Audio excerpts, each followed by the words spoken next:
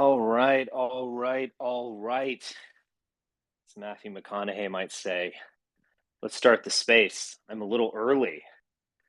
I just couldn't help myself. This is quite a day. I am going to talk for a little bit and then I will allow some other people to jump in and you can ask questions, we can chat. We can chat about anything, but I think it's hard to not talk about the raid of Donald Trump's palatial Mar-a-Lago estate in Florida that happened today. It was actually announced by Trump himself on Truth Social, no one's favorite social media site.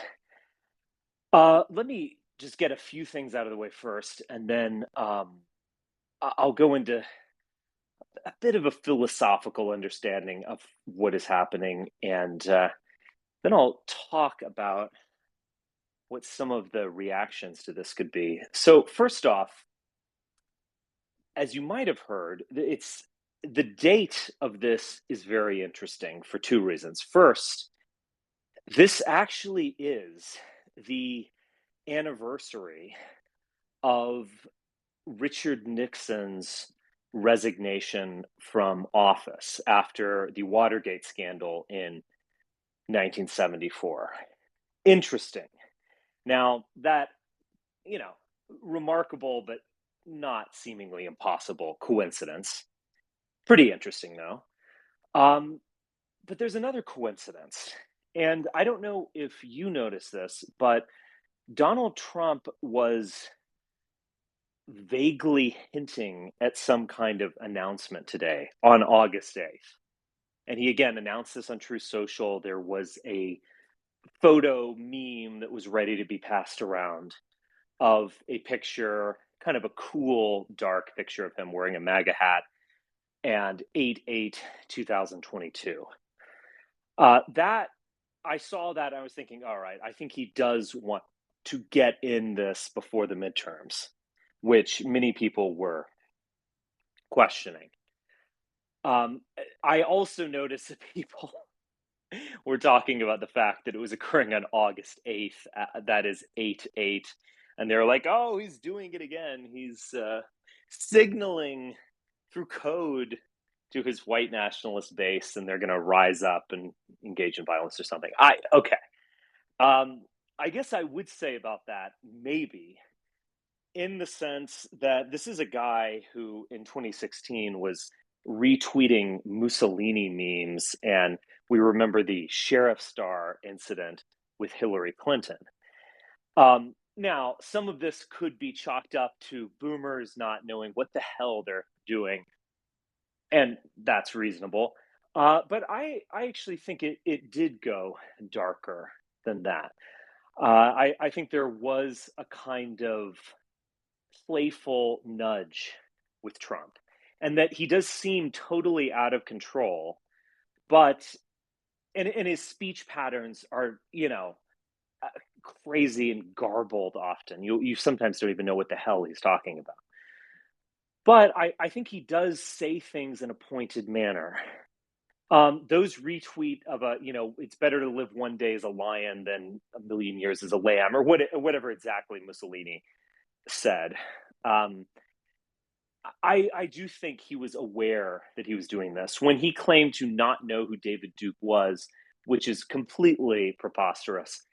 He knew what he was doing. He actually knows David Duke very well, not just because he's a more or less household name, um, but as a notorious person. But he actually had dealings with David Duke and the Reform Party in the turn of the century. So it's just when he says stand back and stand by to the Proud Boys. Again, it's not literally code, but his words do have meaning. So I would chalk that up as actually 50-50, the degree to which we want to think that Trump is signaling or one of his social media managers is signaling. There are tons of edge lords that work for Tucker Carlson. I mean, I know of, and at least years ago, I have disconnected from the movement, but um, at least 5 years ago or so, knew tons of these people. So who knows? But it is interesting. But it did come on this date that was pre-announced.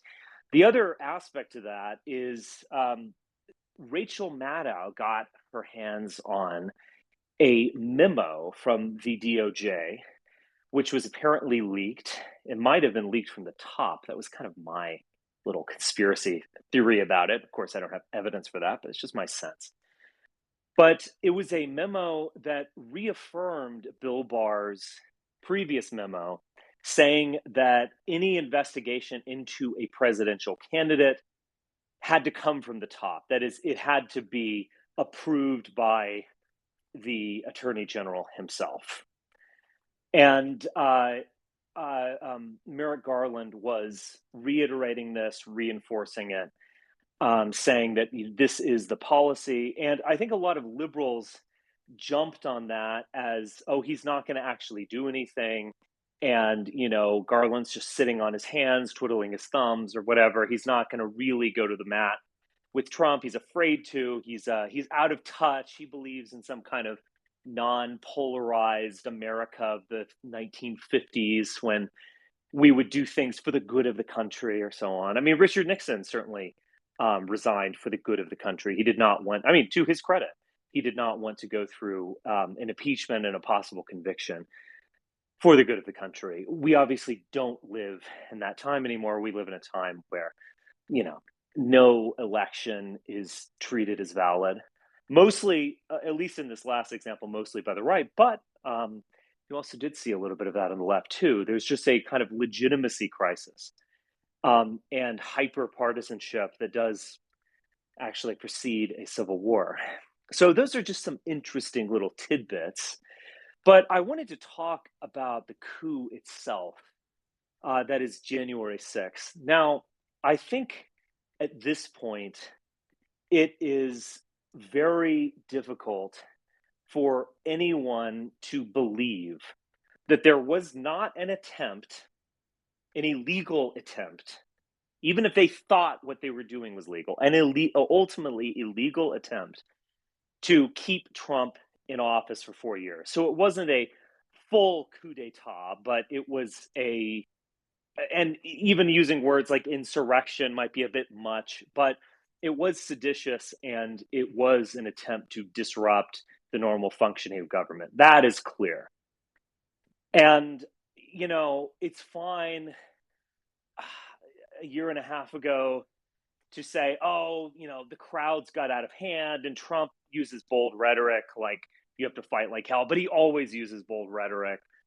Um, it was just a bunch of grandmas and goofballs, going into the Capitol and stealing a podium and then going home. I wouldn't have agreed with that, but okay, that's pretty fair a year and a half ago. After leaks to the press, after the January 6th hearings, I'm sorry, but there's just no way that you can tell me that this wasn't a clear attempt to maintain Trump's administration for another 4 years. You don't have to go beyond that. You don't want to say he's installing himself as dictator or whatever, but it's a clear, illegal, seditious attempt, something like that. But what is so fascinating to me about it, and ultimately contemptible to me about it, is that it wasn't so much that it was a coup d'etat, but it wasn't even a coup. And so just hear me out when I say this. When Thomas Jefferson wrote the Declaration of Independence, there is, of course, a lot of, Lockean liberal sentiments at the beginning that are probably the most famous words from that document. But at the end of the document, he closes with a paragraph which I can paraphrase as, we understand what we are doing is going to be treated as illegitimate by our sovereign leaders. We understand that we are absolutely risking our lives doing this. We're risking our reputations, our property, and our very lives, and our children's future, and so on. They put something at stake in that document. And, whatever philosophical differences I might have with Jefferson, I actually do deeply respect him for risking it. It is the master and slave dialectic from Hegel that in order to be a master, you have to risk your own life. And by risking your life, you are representing the fact that there is something bigger and more important than your life.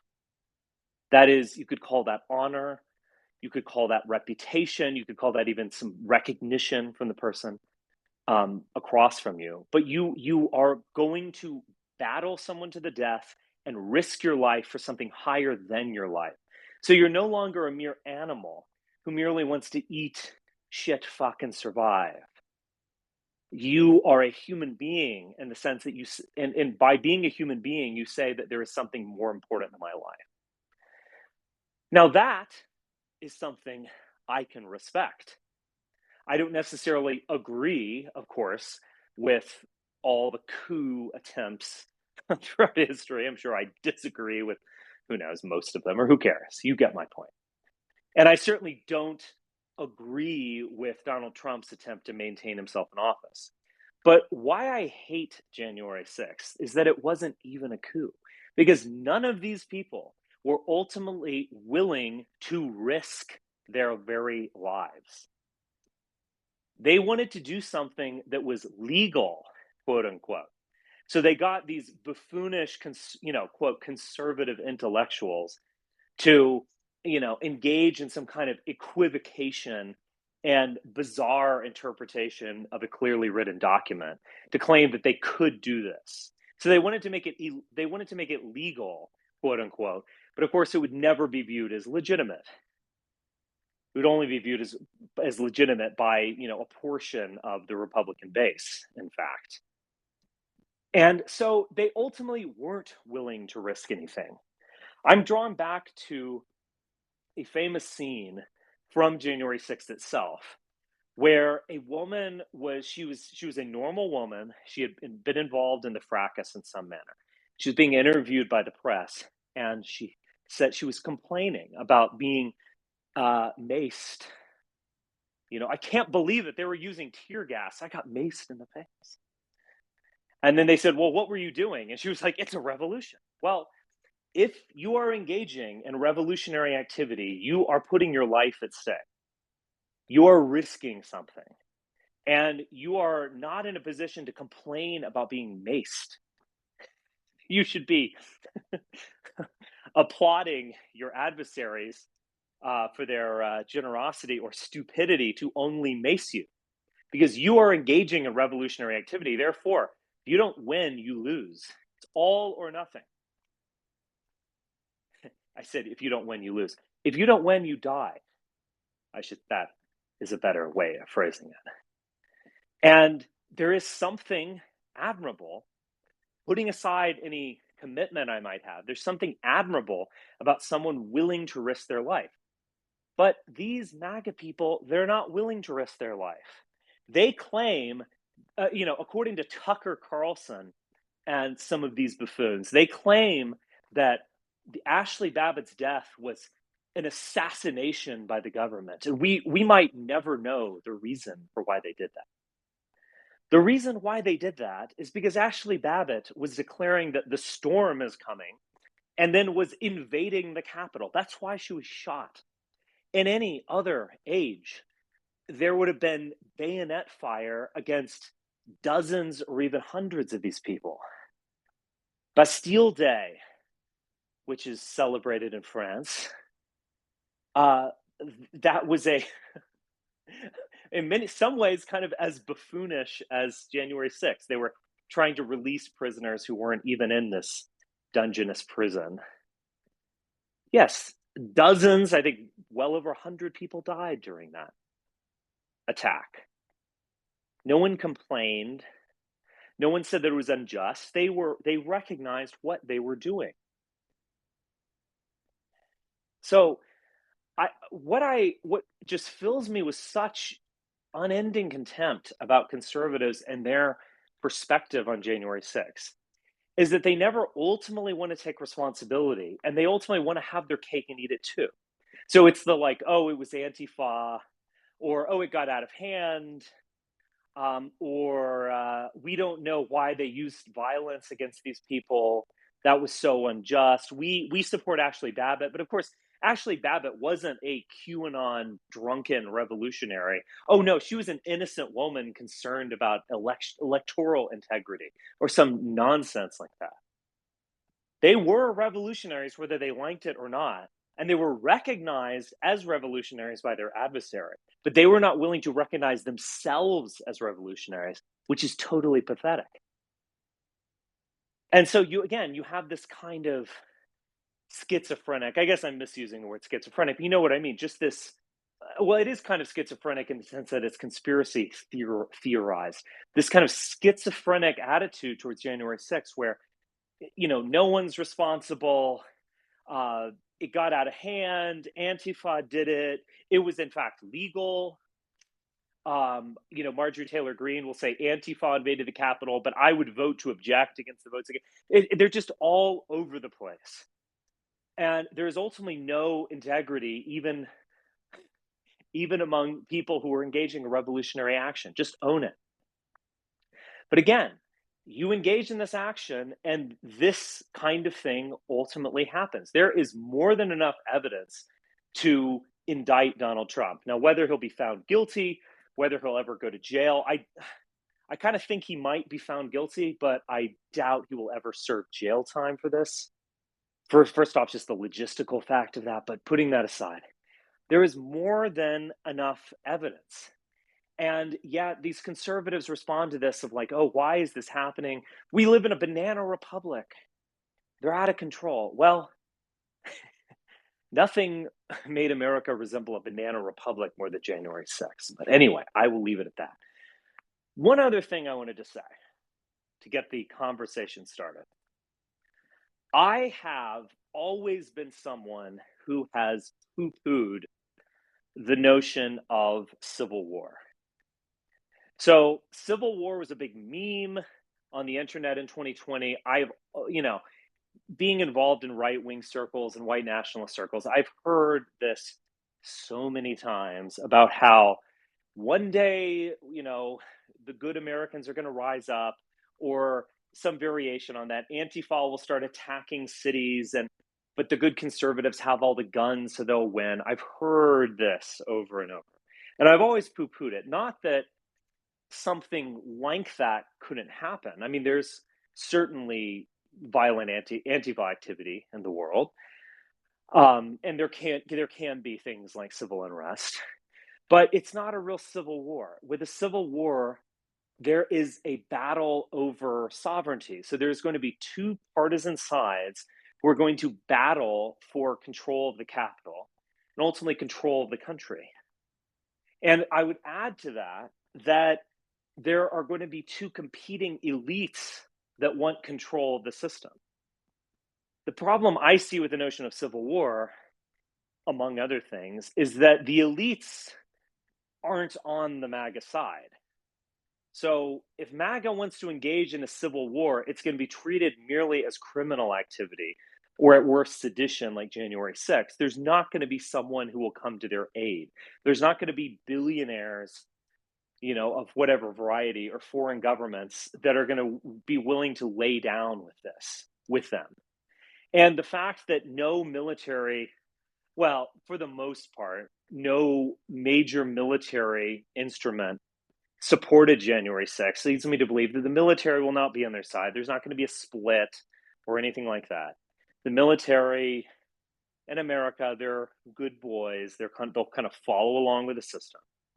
And so you can't just fight a civil war with a bunch of yahoos with, machine guns and shotguns and whatever improvised explosive devices. You just can't do that. You're going to lose in a humiliating fashion. And you can't just rage against a machine. That's kind of it's merely crime. It's civil unrest. It's not really a civil war. There are other factors for why I would poo-poo the idea of a civil war. I live in Montana. I've driven throughout Montana and central Montana. There is a nuclear missile silo that is actually aimed across the Pacific. The idea that Montana, let's just say, is Montana is kind of a, it's a red state, maybe a kind of redneck state to a degree. I love it. If Montana said, all right, we're out, we're leaving the federal government, do you think Washington would just allow us to take the nukes? They'd be like, oh, well, as it so happens, in this velvet divorce that we're undergoing, there's, a nuclear facility. Hope you don't aim it at us, but I guess it's yours, bro. No, that would never happen in a million years. You try to take nukes from Washington, they're just gonna simply kill you. They cannot allow that to even be thinkable. So these among many other reasons have very often led me to poo-poo civil war. There might be unrest. There's not going to be civil war. I, to be honest, I'm kind of leaning a bit the other way now. And I don't know how this will shake out, and it might very well take years, or it might happen all of a sudden. But we are so beyond polarization at this point. Just to talk about polarization is cliched claptrap at this point. Of course, we're polarized. The question is this actually going to lead to a breakup? And I don't know how this is going to go down, but just the level of insane delegitimization of the other side. I don't think any of these words can be taken back, and I don't think the worms can be put back in the can, so to speak, or you can close up Pandora's box or whatever metaphor you want to choose. It's just so extreme. And Merrick Garland is right in the sense of like there is a big optics issue with arresting Donald Trump. And look, the American Civil War broke out due to the South freaking out over the election of Abraham Lincoln, when he wasn't even explicitly anti-slavery, actually quite to the contrary. If you look at his, various writings and debates and public statements, whatever he thought behind closed doors, we'll never know, but he was explicitly wanting to maintain the Union and not really touch the slavery issue or really the race issue. And the South freaked out nevertheless. I don't know what to say. There's kind of like my structural analytical mind tells me that a civil war is basically impossible, but I guess my nose or my heart, it's not like my heart's in this, but you know what I'm saying. My nose tells me I smell something. I smell a profound legitimacy crisis and something very, very serious. So I do think civil war is kind of in the air or on the table, whatever you want to say. I don't think it's going to happen tomorrow morning, but this just fuels it.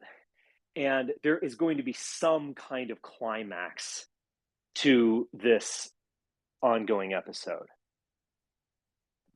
Alrighty. If you guys would like to jump in, we have 126. That's a good number. If you guys would like to jump in, you are welcome. You can just ask to speak, just request on the bottom left corner, and I'll let you in. All right, Brendan, you got there first. What's up?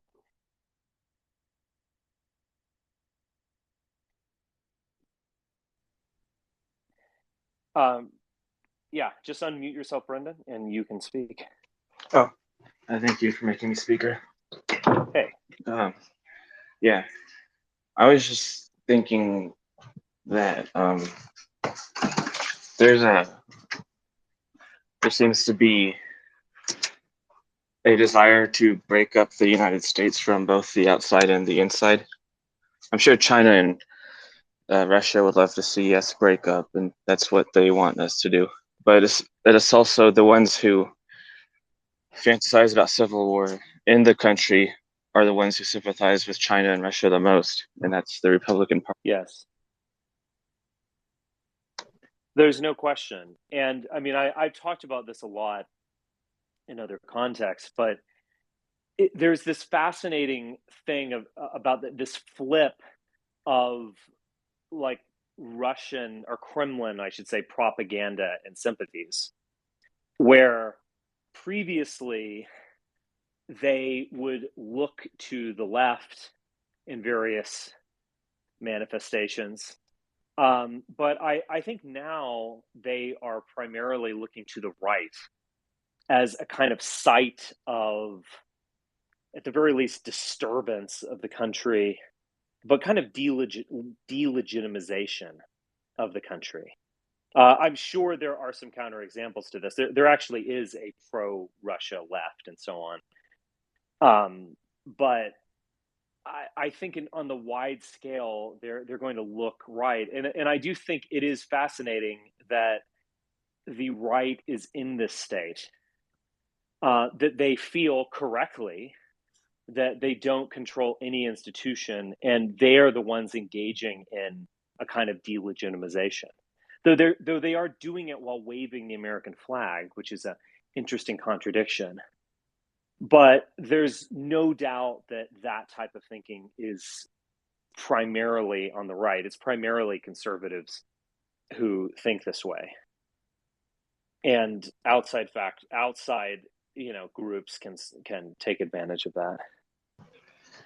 The United States is too big to fail on the outside, so it would fail on the inside if the leadership couldn't stop a dissolution, or if the leadership itself made a decision to end the country as we know it. And that's my main concern. Is actually it would be good for people who aren't liberal to support the USA. They think it's their country, so they should support it. And because literally everyone who isn't liberal, besides me and a few people who have IQs in the 120s and higher, understand this, I feel like maybe just hoping for a plan where a few centuries go by and then Superman rise out of the ashes of the world is not something I wouldn't do it that way. I would love to see our existing elites put together a plan to take power away from lower classes who would break up the country, and I want the elites to be more unified. Actually, I don't want them to fight each other. I don't know if they are going to fight each other, but I don't know if we really have the kind of elites that are up to this task. Well, I noticed in the Democratic primary, there were a couple of billionaires who seemed so concerned about politics that they ran for president, which almost never happens. So Tom Steyer and Michael Bloomberg seem like two men who would, in a private conversation, express more patriotism than they would publicly. Yeah, that is fascinating. It's kind of the reverse with the right. They talk publicly about their patriotism, but they've I think they've really gone off the deep end in many ways. Okay, you can stay on if you want to talk more, but Muse Gatherer. Hey, Richard, can you hear me okay? Yes. Yeah, a few things. First, just in response to what Brendan was just saying, in regard to these billionaires that have been more involved in politics, some even running. The only thing I would add is that these current elites and billionaires are just far less, they're just inferior to billionaires and other elites in the past. So I just really couldn't put as much confidence in those people than, say, elites of 50, 100 years ago or something like that. Well, yeah, and it's not even their fault exactly, in the sense that we have a different type of system. I mean, okay, there are a ton of billionaires whose names you do not know, and they're kind of behind the scenes. Yeah. And now the degree to which they affect things is maybe questionable. A lot of them just want to kind of stay out of it and, go on their yacht and enjoy a high-priced hooker on occasion. But like, who are these elites? Like Bloomberg. I mean, he created the Bloomberg terminal. That is the basis of his wealth. He's a really good manager. Doesn't really want to shake the boat. He's kind of New York, from New York City. I don't know. I don't really see it. Bezos, he wants to sell you books and, new dishwasher or something. He doesn't want to like engage you, confront you. Musk is a complete fraud. Soros is, foreign and, engaging in God knows what, but he's ancient at this point. He's literally in his 90s. Yeah. Now, obviously, his fortune won't go away. No, his fortune won't go away, but conservatives are going to have to scramble when he dies to figure out who to point to. But right. Murdoch wants a Republican Party that will watch his cable shows and buy his terrible newspapers. The degree to which, because this is the world they came out of. These people are like high finance, Silicon Valley, and I guess in some cases retail, and so on. They're coming from they're bourgeois. They're super bourgeois, and that you can't really expect them to think in different ways. Well, they just lack all the fortitude and will to engage politics in the way that's needed to be done. So, someone that was the equivalent of a billionaire in, say, the 1700s, they could run a business and also engage in actual battle themselves. Bloomberg, it's like, well, I have all this money. He obviously has some influence. I could dabble in this and see what happens, and if it doesn't work out, doesn't matter. It's okay. So really, it's just like he can run because he just kind of can. It's not like he has some intense passion or will to be able to change the country or anything like that. Do we think that Bloomberg cared that he didn't win anything? No, he wanted to win, but he wasn't even that shaken up. He was like, he pulled out so quickly. He was like, well, you win some, you lose some. In God we trust, but if you're not God, you got to show me the numbers, and we can't win this one. It was really kind of pathetic. Well, it's just how boring. And so the question becomes, sure, he has that influence and money, but an elite is more than just the material that they have in their life. There's nothing else to them. Right. Well, they're either a military elite or they are landed. I just think there is a different type of person. Remember, the American Revolution for a number of years was, in the age of like the Tea Party, at the time of the Tea Party and all. It was, kind of like yahoos from Boston. Like, not that they weren't impassioned or interesting people, but that's what they were. The Declaration was written by slave-owning planters. And that's when the revolution really became the revolution. It became something fundamentally different when that type of person got involved. Yeah. And not to like bash the Adams brothers or whatever, but it just, things change. It would be like, I attended the Charlottesville protest as an invited guest, and then I looked over my shoulder and, Michael Bloomberg was holding a tiki torch. I say this to be totally absurd, of course, but my point is that you need different types of people entering the game. And is some kind of billionaire going to come in on the MAGA people's side? I can't see it. Musk is a fucking fraud. He's not. He'll goof around and tease and he's just it's like a random Twitter account getting billions of dollars. That's how it works. Well, Alex Jones already laid out the plan, because when I was a teenager, I came across this show and I would watch him for hours for about 3 years. Wow! Until I figured out that he just repeats himself and lies. Sure. I was not very smart at that time, but I mean, I was smart, but I don't know how to explain it. I kind of sift through information until I decide what's true and what's not. So at that time, I was watching InfoWars. He Jones is like this magical fairy creature that basically lays out how to take over the world, but he does it by opposing it. So I've decided, since I've already listened to him talk for several years, he's already taught me how an elite could actually take over the USA by force. I would just have to do everything that he hates. Okay. Well, how do you do this?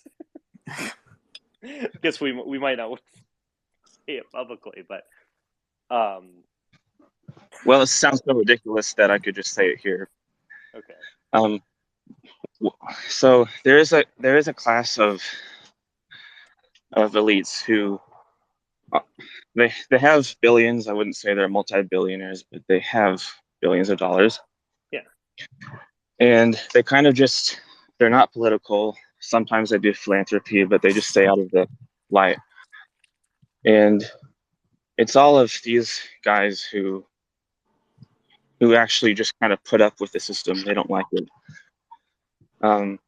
So of course they wouldn't hold a tiki torch. The Walton family is not going to take tiki torches out from Walmart and march along with criminal gangs, but it's the international elites of the world who need a savior, not peasants. Okay. I mean, I've heard it is literally part of human nature for the lower classes to complain about everything. So that's why they have a religion where they won't be saved until after, in the afterlife. So I'm just going to move on from them and focus on people like world leaders and their elites, who they're the ones who need a new vision.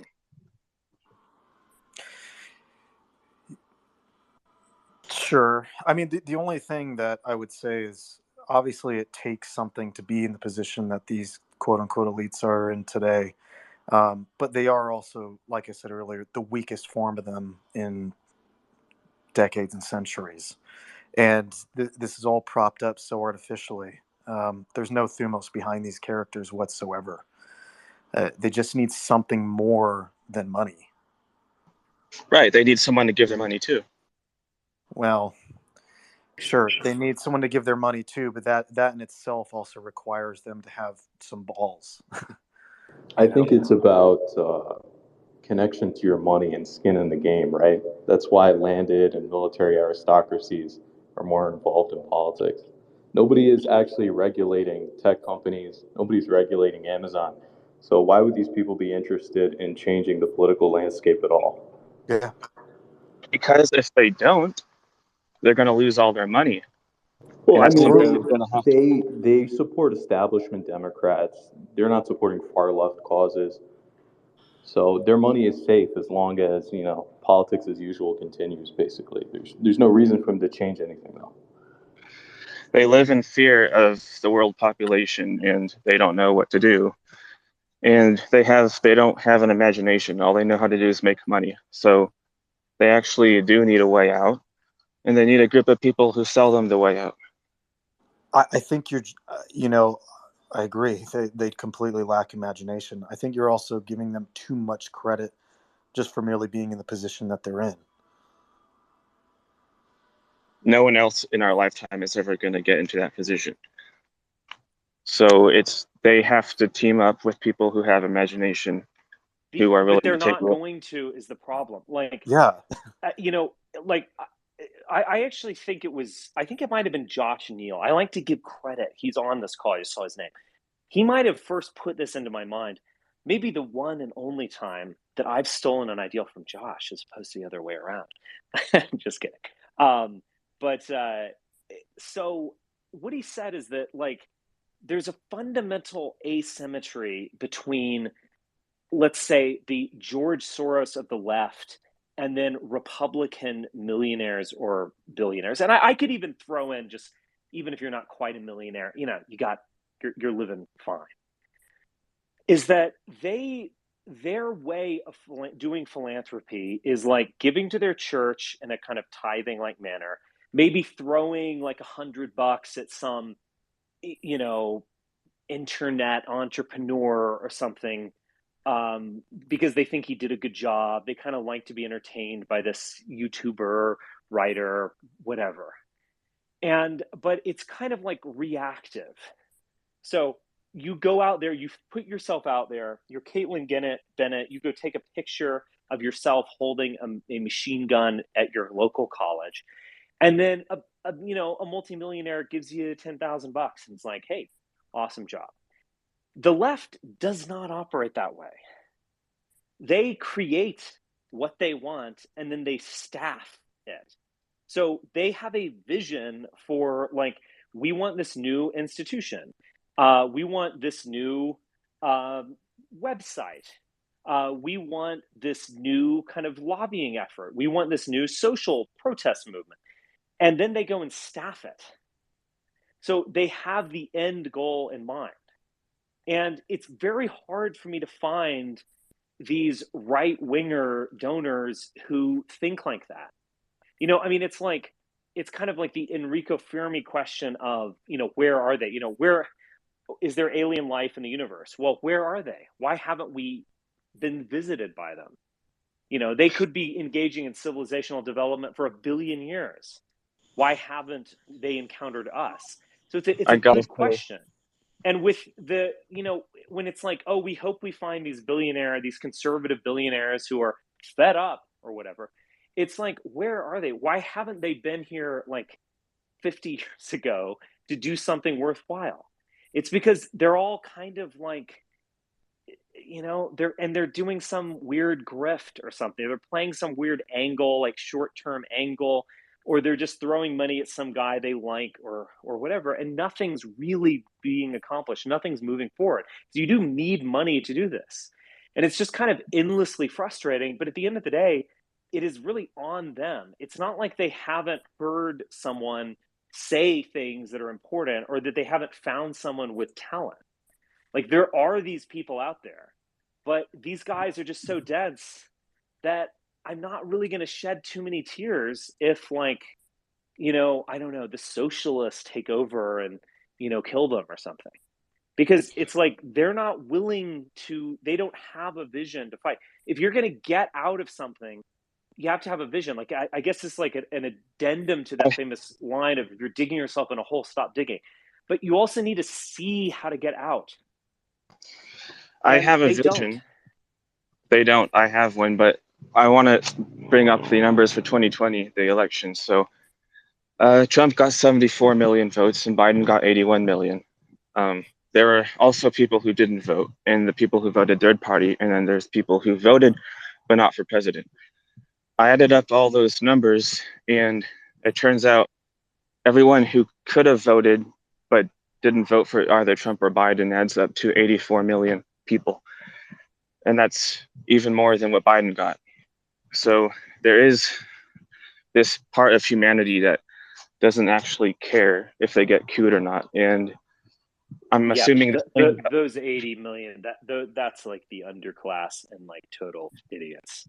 I know, but I am hoping there's at least a third of the elite that also can be appealed to with a vision that could kind of rile up the 84 million. Why don't we not worry about a third? Why don't we worry about one?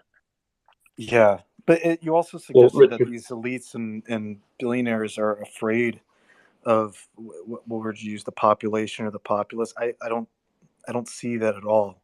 Again, I don't see why they would fund anything even slightly different. I mean, they just need a vision. So if one of them sees the right vision, that's how it starts. Well, I agree with that, but the question is, why haven't they seen it? Like, I don't think it's been given to them, has it? Has anyone actually given one to them? Didn't you receive a bunch of money from William Regnery? A bunch of money. I mean, $20,000 over the course of a year, over the course of like 3 years. I mean, I'm just saying, like, that's not anywhere close to being. I mean, Bill Regnery was an example of this. But it depends on what you laid out. Penny pincher. Well, but Regnery himself, and I'm sorry to go into this, and he's dead now. I mean, he was a total like all he wanted was like we need to appeal to the silent majority and stuff like that. And I'm like, listen, the silent majority, like there are already Republican elected officials appealing to the silent majority. Like why would we appeal? It would be like me like sending a love letter to Margot Robbie or something. You know, why would she read it? You know what I mean? Like, I don't know. Who knows? Maybe she would. But it's just like she could go date a famous actor or a big time producer or a billionaire. She, you know, it would just be kind of ridiculous. So it's like, you know, again, there's just this like residual like problem with these people where they're still kind of caught up in the conservative way of thinking and doing things. And it is a product of age. I mean, it's very difficult to change people when they're that old. And, you know, again, millennials, Gen Xers were doing better than millennials, but like, you know, once you get to these young people, I found plenty of like highly intelligent and maybe well off, or maybe, you know, just making it people who are intelligent and visionary to resonate. But like, it's very difficult to even talk to these, you know, some like 70-year-old billionaire. They're going to start telling you to like call the Democrats racist and things. I guarantee you. And it's not just a matter of the, you know, the vision being presented to these people not being good enough or powerful enough. They just don't even want it. They don't want any of that. And it's on them. They have to go do the, like, did someone come and like red pill George Soros? George Soros has the vision. Yeah. He's a brilliant guy. And not that he's, you know, not open to meeting with intellectuals. I'm sure he's whining and dining them all the time, but, and he's influenced by them. But it's just like, I don't know if all these guys want is like multiple homes and a boat and a ranch in Wyoming or whatever. Like, it's just, it's very difficult to reach them.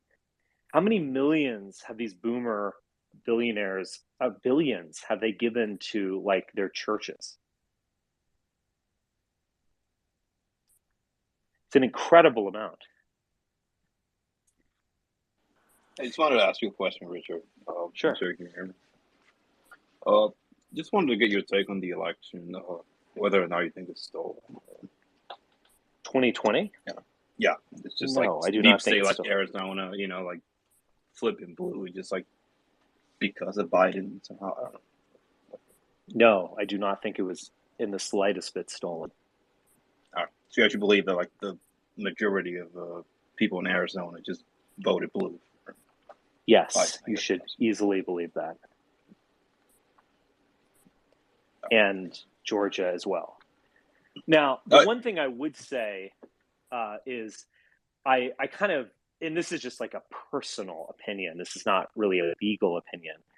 I really don't like the whole like mail-in ballot thing. I think election should be like an event that happens on a day. And mail-in ballots should be rare things, but that's just a kind of personal opinion. So, but that doesn't mean, of course, the election's stolen. I mean, keep this in mind, like the GOP, I mean, George Herbert Walker Bush won a national election and got a majority of the vote. George W. Bush got a majority of the vote in 2004. So that's 88 and 2004. At no other time has a Republican presidential candidate gotten the majority of the vote since the 80s. But apparently we're supposed to believe because like America is Trump country, or like it doesn't surprise me at all in the slightest bit that Donald Trump cannot win a majority of the vote in the United States of America.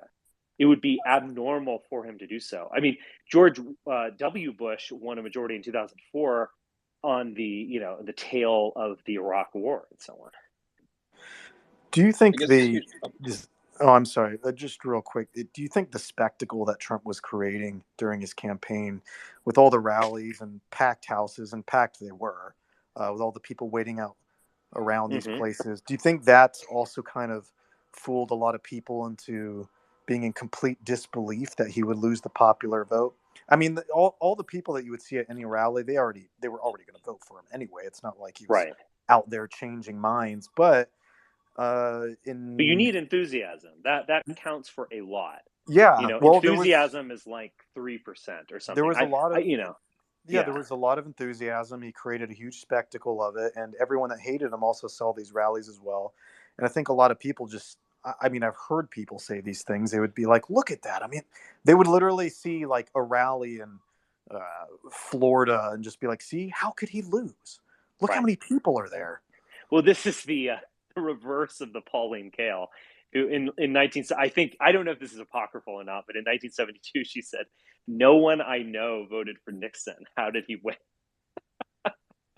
She of Well, course lived in Manhattan. Coldplay sells out packed houses. I don't know anyone that likes them. Um, I see Coldplay wasn't my generation. Stop. What is that song that's like the man? It's not the man who sold the world. What is it? I That know one good song. the dun dun dun dun dun. Yeah, dun. Yeah, yeah. That's a pretty whatever good that song. one is. Yeah, that one's okay. I've Um, never been to a Coldplay concert. No. okay, good. We can continue this conversation then. Um, I have to get off in just a minute, so I just wanted to bring it back to something real quick about the topic of Civil War, because I've always thought that was pretty fantastical and goofy as well. So did Um, I. at the same time, there is no mediating that can happen between this split in the country. There's No. no conversation to be had. There's no platform from any possible politician that could be presented to mend anything. And when you pull a rubber band apart so many times, eventually it is going to snap. Yeah. It's not going to go back to its original shape or anything like that either. So I'm not saying that something like that's going to happen, and if it does, it could be it could be tomorrow or it could be 50 years. I don't know, but I don't know I any don't other think it way will be to 50 reset. years. I think it will happen just all of a sudden. Yeah, but I mean, there's no other way of And it resetting might, this. 50 years is going to be a different country at this point. I mean, that's like beyond our lifetime, or at least Yeah. mine. Whatever, I'll be 95. Um,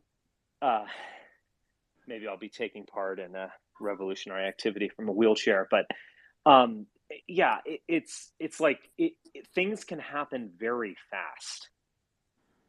And, I mean, it was the election of Abraham Lincoln that sparked this just immediately. And even though he wasn't really necessarily the most radical person, I mean, he was kind of similar to Joe Biden, who kind of goes along with, the woke left or whatever you want to call them, but it does not believe it in himself. I was going to add to this, like, I think it's interesting, and I forgive me if I'm overrating some kind of internet meme culture, but Biden famously had no social media presence.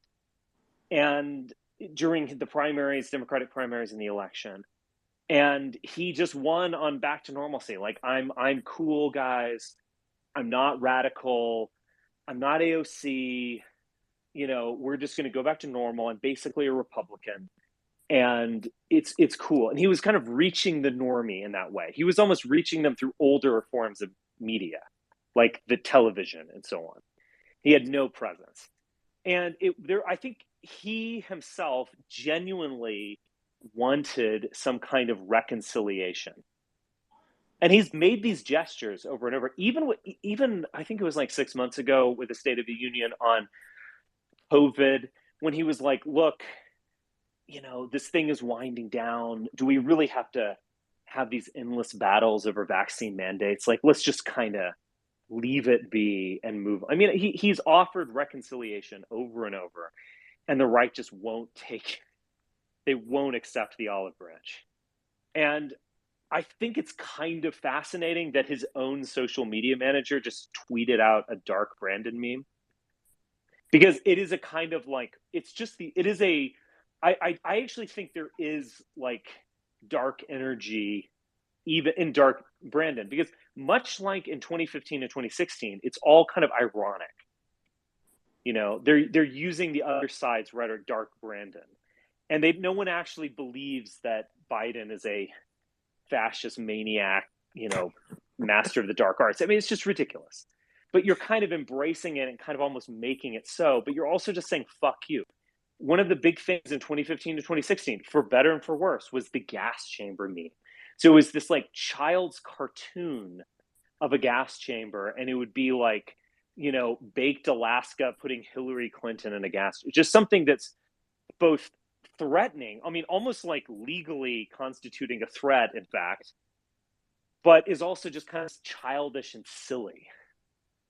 And I almost see that arising, but I think the main thing about it is, in terms of like liberals embracing Dark Brandon, it's just kind of like, fuck you. Like, we tried to work with you people. Fuck you.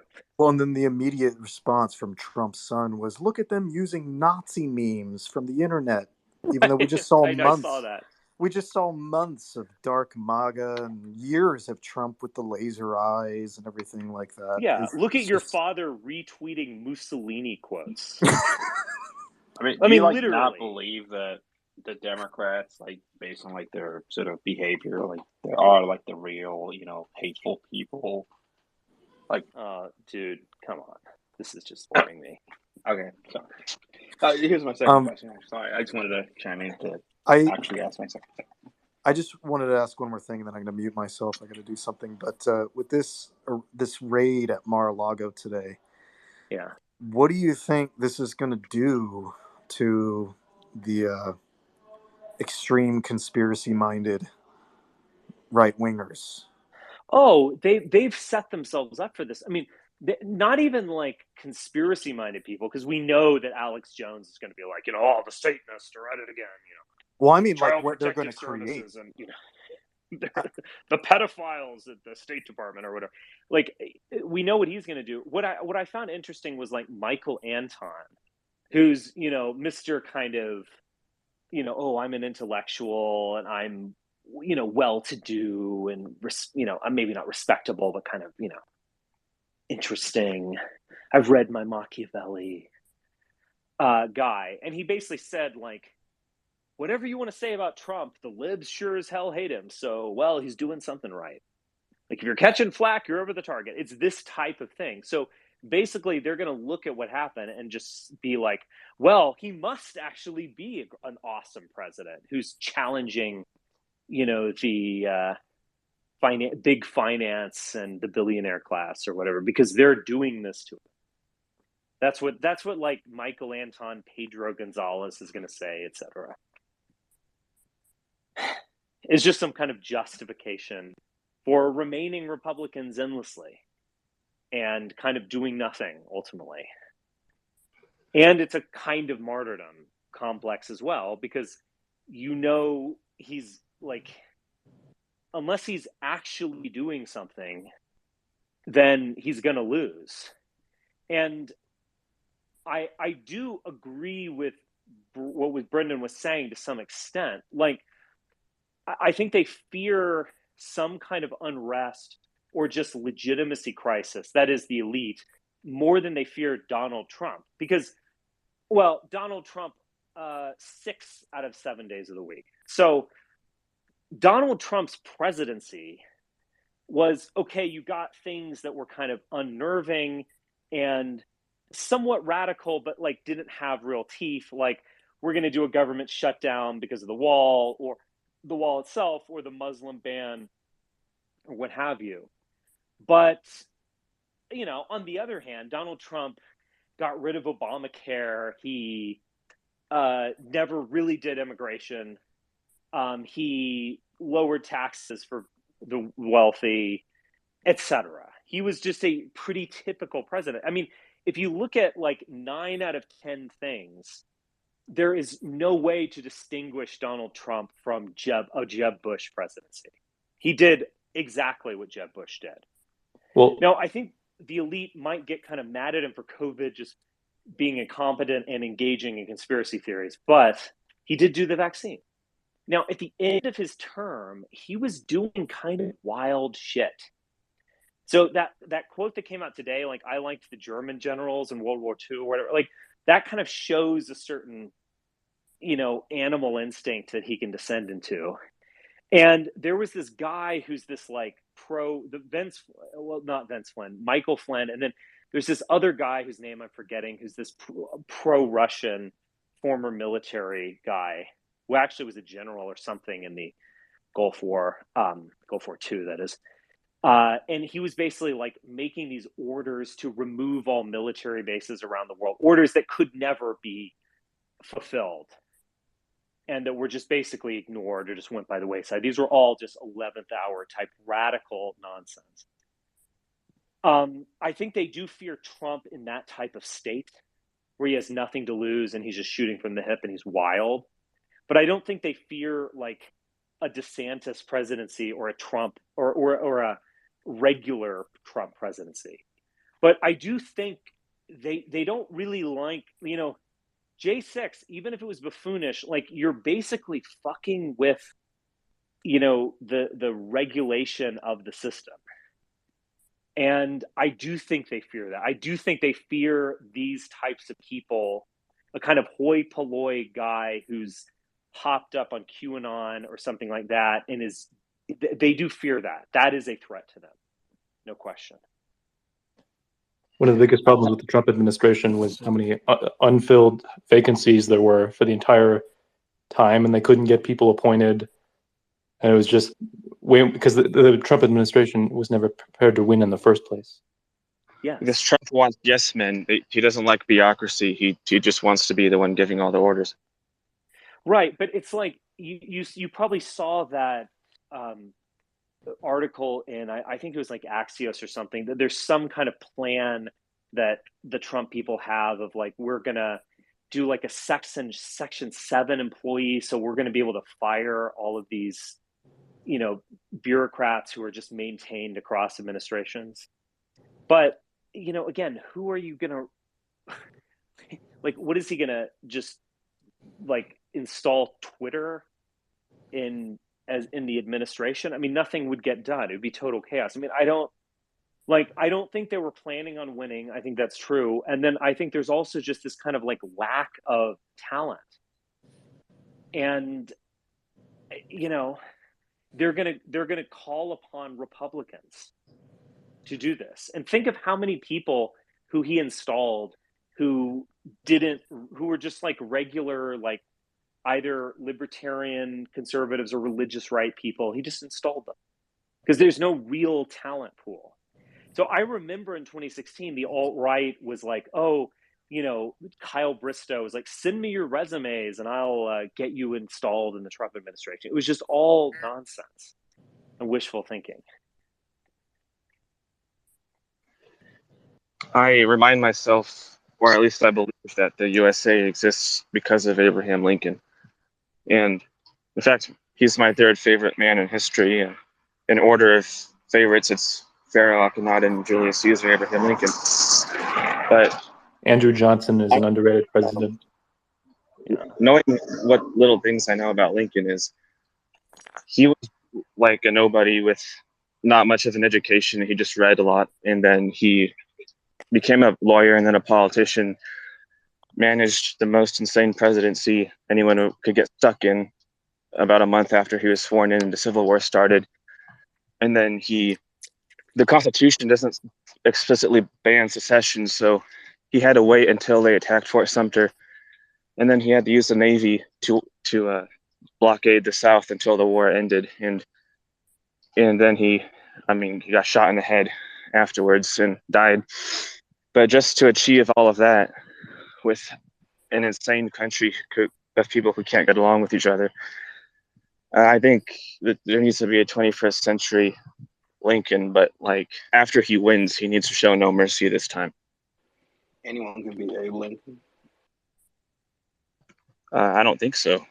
I don't think so. I don't think anyone could be Abe Lincoln. Yeah. Yeah. And it is there's a certain type of person. I mean, these things have flipped, obviously, among Democrat and Republican, but there is just a kind of certain type of conservative that remains a danger. Obviously, the real danger were landed plantation class slave owners who had the resources to actually engage in a civil war, a secession. But in terms of the type of people who would support it, I think there is a dangerous type out there. History Speaks. I'm kind of curious. Do you like to take the floor? Hey, Richard. So I guess one thing I'm wondering, to go on a tangent a bit, is whether you've, over the last several years, as you've left and become alienated with the alt-right and so forth, I'm wondering whether you've changed your meta-political convictions. And I remember, just to contextualize this question a bit, make it more precise, I remember several years ago, and to be honest, I rather despised you at that point. I don't anymore, by the way. I think you're much more intelligent than I thought. But when you were like engaged in what I would say was like Nazi LARPing and so on, I thought you were a meathead and a jerk and full of race hatred. I think you're quite intelligent now. So it's an interesting change. It's made you a rather compelling figure. But nevertheless, at that time, you tended to kind of glibly, as I recall, and I don't have a specific quote, so correct me if I'm wrong, but you tended to kind of glibly deprecate liberalism, like democratic structure, kind of human rights dogma, which is obviously a 20th century construct, but nevertheless is part of our system or international order now. Yeah. And I'm wondering if you've changed your view that these things that our system is so terrible that like 20th century post-war Western liberalism, is it really so bad? Perhaps this is a system worth preserving in your view now.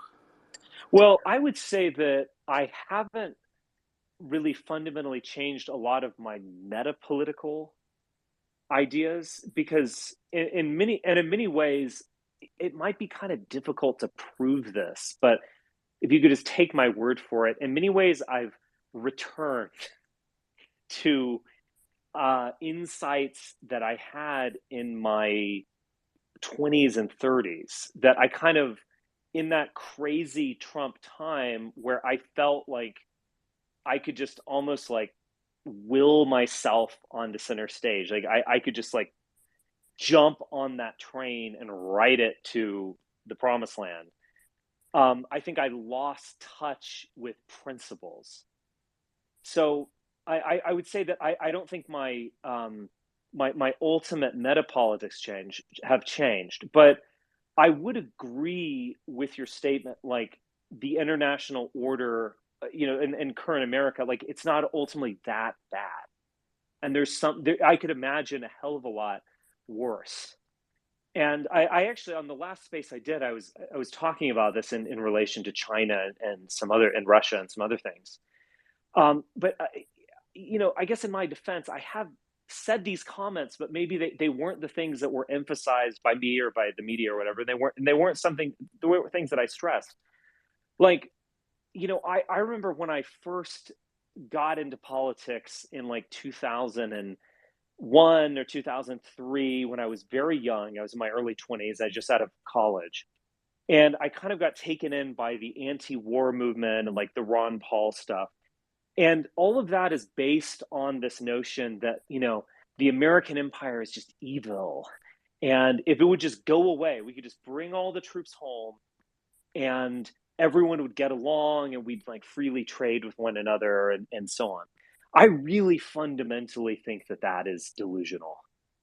And if the American empire falls, I don't think people understand the kind of catastrophe that will come in its wake. But like, we won't be having the space, for instance. Like, so much of just the basic infrastructure of trade, the internet, etc., really is based on that system that I guess first began in 1944. And so be careful what you wish for. And if you're not really offering an alternative, you're just destroying something. And so a lot of the kind of right-wing yahoos, like they do want to see the world burn. They want to take it all down. But like, what exactly are they plausibly offering as an alternative? And I do think that there are going to be some alternatives out there in my lifetime. There's going to be a kind of Chinese alternative. There might be a Muslim alternative of some kind. There's a sort of Russian vision of the world, which is basically, Russia as the preeminence on the world island and the third world rising up against Western racism, or however they want to think about it. But those are alternatives, and I guess they're plausible, but they're certainly not desirable. And so maybe this is a little bit of age, but maybe I've kind of learned something, or maybe I've mellowed, or whatever. I do think that people who just want to, they just hate on the system, they hate on NATO, they hate on the United States government, the Pax Americana, they just hate on all of it. They don't offer any plausible alternative, and all they're engaging in is just bile and resentment. And that is something that I've recognized. Yeah, and so I agree with everything you just said emphatically, and I just think there clearly is some. So another thing is, leaving aside the extreme right, also the kind of far left, the Jimmy Dore, Glenn Greenwald left, they seem to characterize, there's kind of this glib characterization of everything the United States, of everything the United States preaches about human rights and so on. It's all self-interested. It all is a post-war excuse for American hegemony. But I think we actually do mean it to some extent. Of course, we value our interests, we value our hegemony. These constructs did coincide with human rights and so on, with the preeminence of America after the Second World War. But I think it's also true that we do believe in it to some extent. I mean, look at how the extreme right's treated. They're not framed for crimes they didn't commit. Like Alex Jones isn't being falsely accused of, beating up a woman or rape or murder or whatever. Mm-hmm. Like the regime does have some respect for his civil rights, and like even the TRS people. I'm actually going to be debating Mike Enoch in January on Holocaust denial, where obviously I'm taking the side that the Holocaust certainly happened, and it's a matter of empirical record. I don't know if we can really get into this in Twitter space, but I'm going to be debating that with him. But in these January? guys are. So you guys have set up something 6 months in advance? Yeah. Well, I mean, he keeps kind of delaying. Look, I just kind of stumbled across these people. Honestly, my first interest was you, because you were the person I heard about several years ago. I kind of watched you for a while, that this is a fucking meathead. He doesn't know anything about the history of fascism and so on. And now I'm like, no, maybe, I don't know, maybe it was just because now I hear you speak and you sound so intelligent and balanced, and I don't hear race hatred from you anymore. I did before, frankly. And I mean, you don't have to be woke to reject race hatred too. That's something the extreme right doesn't understand. Like people in like the late colonial period didn't embrace race hatred the way the extreme right does. I mean, this would be considered like a vulgar, cruel, gratuitous thing, even by British colonial advocates.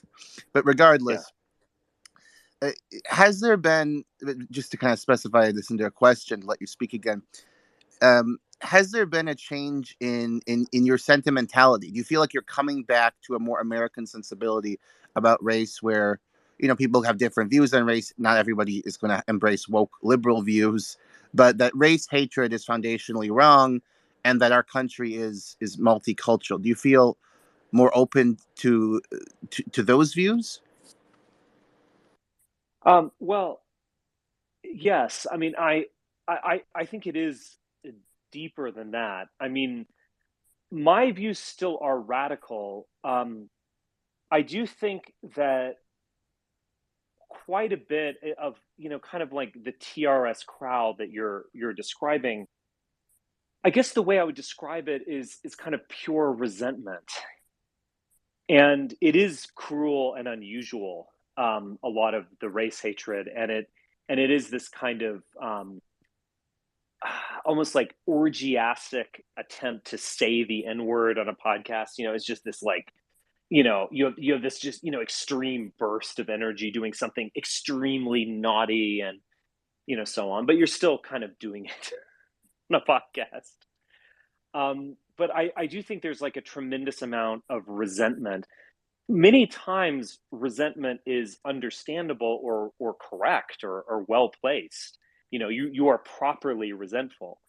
But I'm not, if it's pure resentment and it's like the white man isn't treated well and all these blacks are committing crimes, and let's go look at this latest news story of a horrible rape of a white girl, and the media is not talking about it, and you see that actually among conservatives as well. But that type, I just feel like if that is all you are, that can go nowhere. Everyone's resentful of something. Everyone has a certain chip on their shoulder, of course. But if that is all you are offering, is kind of like yelling at a brick wall, then there's no real possibility of any kind of transformation. And I guess also what I would say to you, in the sense that I remain a radical, I mean, I think my spiritual and philosophical views are still radical in the best sense of that word. I also believe in kind of transfiguration and transformation, in the sense that, like, and I think I was genuinely always like this, in the sense that you have to think about how current institutions can be transfigured into something that actually is positive and that is spiritually renewed and forward looking. And you're not just saying no to everything. And to give myself a little bit of credit, back in 2016, I actively and openly opposed Brexit. I've always been in favor of the European Union. That's actually a very old opinion of mine. And what I would hear sometimes from like white nationalists would be, oh yeah, well, of course we want a united Europe, but not this one, because they regulate the curvature of a banana and the milk content of chocolate and blah, all these kind of petty Boris Johnson tier criticisms of the European Union or its national sovereignty or whatever. And they don't see like how something can be transformed. Like, I think a military alliance like NATO, it's a real existing military alliance that has a European and deeply American core to it. And something like that has the possibility of becoming something positive, but just like wrecking everything. I guess when my son knocks over his blocks, it's not too hard for him to build them back. And on some level, on some cosmic level, all the blocks get knocked over at some point and we build them back. But just to use that as kind of like, I just want to knock over the castle someone else built. Fuck you. I just recognize how just petty that is. It doesn't, all of those people, I mean, it's, with me, in some ways, it is kind of personal with me and all the white nationalists and all the alt-right or whatever, but it really is deeply philosophical. And it's like, I see you. I've seen what you have said over the course of a decade. You are going to be saying the same thing a decade from now. You're going to be doing the same thing a decade from now. What you are doing leads nowhere, because it is fundamentally based on resentment or really important misunderstandings of the world. And I just feel like, particularly as I kind of hit 40 and so on, it's just like, I don't want to live my life this way. I don't want to be their dancing monkey. I don't want to just endlessly rehearse all of these resentment-laden talking points about, black crime, or, liberals or hypocrites or whatever. It's just, it bores the hell out of me. I would much rather like go deliver the mail than, attempt to be an intellectual in that sphere. Just a couple follow-up questions, Rich. This is a very interesting discussion. At least I think so. Two people have to agree on that. But first, on the black crime thing, I just want to make one point of order, that I mean, this is a cliche, but sometimes normie cliches are true. The overwhelming majority of the imbalance in crime in the black community, just overwhelming, is directed against other blacks in inner cities and overwhelmingly segregated communities. If you just look at interracial crime, I think 15%. I actually sent this to Pinovic today. We've had some email exchange, and I showed him that 15% of white murder victims are murdered by blacks. So they're just extrapolating overall crime rates from the black community to whites, and it isn't actually empirically accurate. But anyway, that wasn't they're almost like. And look, I'm not afraid of like hard crime statistics. I mean, for one thing. But they are. Is my point. I know they are. But like, for instance, interracial crime, whether it's rape or murder or something, is higher among blacks than it is among whites, in the sense of like many more black rapists will commit crimes against whites than white rapists will commit crimes against blacks. But look, that's a statistic. It is what it is. You can analyze it, you can connect it with, whatever. That's fine. But that's just kind of dry. What I find with them is there was this one thing, and I think Musegather and I were talking about this. I don't know if he's still on. But there was some crime where like a bunch of blacks in a high school beat up a white guy or something. And, look, maybe it was racially based, maybe it wasn't. Whatever. It's a bad deal. But they're obsessed with the notion that like blacks would dare beat up whites. That makes it like infinitely worse in their mind. And it's kind of like, no white should ever have to be a victim to a black, never again. And it isn't that just kind of strike you as preposterous and ridiculous? Like, whites are dying of suicide by gun and drug overdose through opioids at alarming rates in Wyoming right now, like that. But is that an issue? Like, to be fair, that probably does bother them. They'll probably talk about that, to be fair. But you see my point. It's like there's this downward cycle we're in, and like the fact that some black dude punched the high school quarterback in Milwaukee just doesn't fucking matter. Look, I agree with all that. It doesn't. I agree with all this, but I would just say, I think there are much more interesting things to discuss with you than this, and some other people need to get in too. But to put a bow on the crime thing, I think the game they play on that is they look at overall crime rates and there's a huge disparity, and they look at interracial crime rates and there's a huge disparity, but they obscure the fact that actually interracial crime just is not that common in the United States. Right. Like the overwhelming majority of crime is intraracial.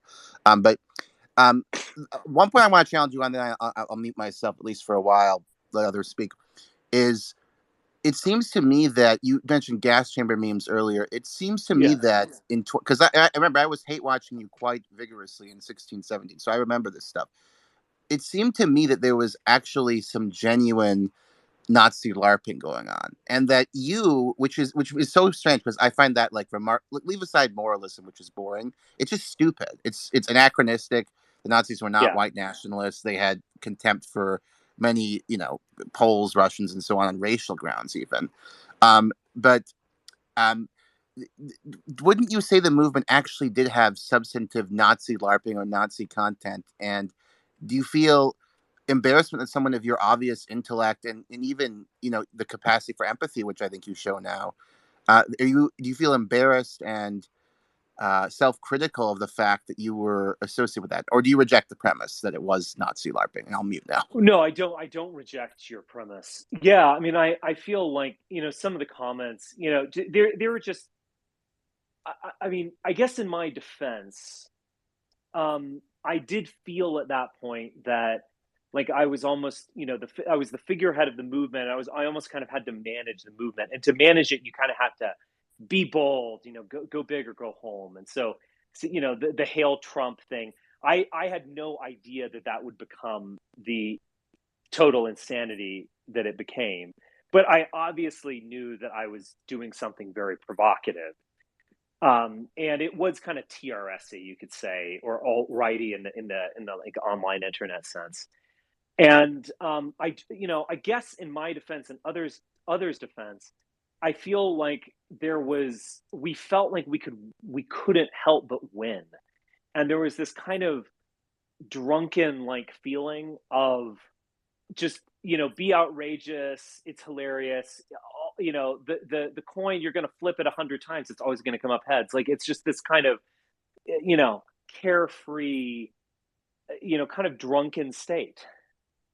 And yeah, I do look back at most all of it in cringe. I mean, I look back at it as history. I look back at it as history of myself. And I feel like it's very hard for me to escape my own shadow in that sense. And I think even, again, in my defense, I think even like even less leftists and liberals almost like want me to be that person. They desperately want me to go to January 6th and start hailing Trump or whatever. That would make for good copy, and it would kind of make the story easier. My narrative is a little more difficult for them. Richard, I'm so sorry to interrupt. I'm going to go to listener, but I just want to say before I go to listener that I have a YouTube channel. I'd love to interview you. The questions would be along the lines I've asked you here. Tough, but also respectful. So, okay. Take care. Let's do it. I'll follow you. Can I ask you a question? Sure. Have you ever considered writing a work of fiction? Because I know everything you've written is basically nonfiction, but have you ever considered writing a fictional sort of book about your ideal world that you want to live in? Kind of like Guillaume Fay wrote a little fiction, and be a good idea. Kind of an interesting idea. I have thought of that, I guess, to some degree. Interesting. I have another question. I'm not a big reader of novels. I will occasionally listen to novels, actually. I like listening to a novel on Audible, but I'm not one of these people who kind of lives for fiction like others. I don't like fiction either, but I am working on a saga. I don't know when it will be finished. I just have a question, Richard. I'm not sure how long you'll be here until, but go ahead. What are your thoughts on actually sort of conservatives encouraging their base to like sort of drop out of the universities and settle for lower sort of careers? I think it's a horrible idea, although I don't really care if conservatives do that because I'm not a conservative. If I were to talk to people, I would never tell them to do that in a million years. I would tell them to absolutely go to Yale. Now, look, everyone has to make some decisions. Like if you're not going to Yale and do you want to take on $100,000 of debt to go to a not so great college, like might it just be better to start your own small business? That's totally reasonable, probably smart choice. But, the elite institutions that's where the world is made. Well, would you just say that simply aim either like the Ivy Leagues or just like settle for that might be true. That might be a good decision, but the whole point is like the principle of it. And all of these conservatives just like, I mean, look, there are plenty of reasons to hate on the current academy and like wokeness and pronouns or whatever. I totally get it. But, the conservative movement is not publishing material at even approaching the level of like Yale University Press or University of Chicago. Like they're publishing political hack books. Right, but do you not think that there's like a process of brainwashing? So what I'm saying is don't talk to don't like whenever I see some Ann Coulter thing like, oh, Yale was a slave owner and Yale's terrible, dropout or whatever. I'm just like, if current academia went away, all we'd have is like conservative nonsense, and they're not really in a position to criticize anyone intellectually. And, you can hate on the pronoun nonsense all you want. You can hate on wokeness. You can hate on political correctness, hypocrisy. All of that stuff is, a target-rich environment, I guess. But, don't pretend that the right is like even approaching the IQ level of the left. And, just like, I mean, like, I don't know, just looking at something like CPAC, like these people are like brain damaged. I mean, like, with that is their old virtue signal. Yeah, I mean, just don't tell me that, U Chicago is full of the woke mob or something, and that they just aren't intelligent. Like all this condescension from like Tucker Carlson or something. Like don't give me that nonsense when you guys think like Ann Coulter is a philosopher. You know? Speaking of universities, we were both alumni at the same undergraduate university. Just oh, really? That's good. Yeah, I'm from. Yeah.